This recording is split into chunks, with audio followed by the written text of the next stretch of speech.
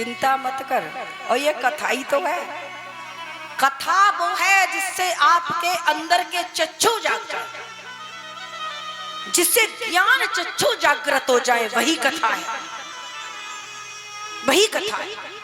चाहे आप राम कथा पढ़ लो, चाहे शिव कथा पढ़ लो, चाहे दुर्गा कथा पढ़ लो, चाहे देवी कथा पढ़ लो, चाहे वामन पुराण पढ़ लो, चाहे भागवत महापुराण पढ़ लो, चाहे कुछ पढ़ लो, सुन लो, पर सबका निचोड़ एक ही है कि इंसानियत जगाओ,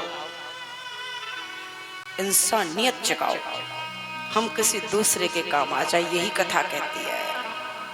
और निचोड़ कुछ नहीं है भैया कुछ। किसी को दुख मत दो, किसी को कष्ट मत दो, भूखे को भोजन कराओ, प्यासे को पानी पिलाओ। आज छाता दान किया जाता है, क्यों? अरे भैया किसी गरीब की छत ना हो। अब सब लोग पंडित जी को छाता ही पकड़ा दो, तो पंडित जी इतने छातन को क्या करेंगे? अब रखे रहे तो कहेंगे बड़े पागल पंडित जी इतने छाता रखे बैठे, और काऊ बेच दें तो कहें बताओ हमने दिया, पंडित जी ने बेच दिया। और काऊ दे दें, हे भगवान हमारा प्रसाद पंडित जी ने यूज ना करो, दे दो काऊ। पंडित जी कहें मर गए हम तो ठोर, करें तो करें का। छतरी का मतलब, छतरी का ये होता है कोई गरीब ऐसा है वो ब्राह्मण भी है तो उसको छत दे दो, कोई कमरा बनवा दो, उसकी छत दे दो, जिससे परमानेंट शीतलता बनती रहे। सोचना पंडित जी को भी एक घर कहीं से जमीन जायदाद कुछ कर दो ताकि ये आजीवन छत्तर छाया इसमें हो जाए। किसी जरूरतमंद को छत दो, छतरी का मतलब है छत दो। और छत का खर्च नहीं दे सकते हो तो थोड़ी थोड़ी दक्षिणा इकट्ठी करके छत दे दो।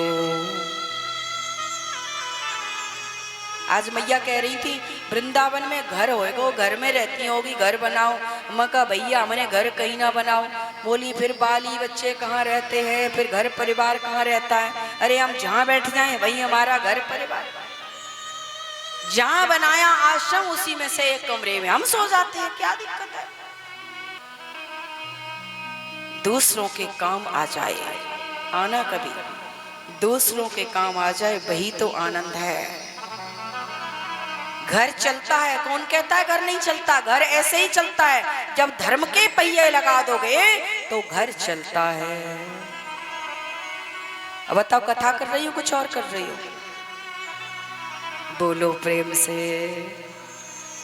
और एक बार। अब कल भी इंद्र ने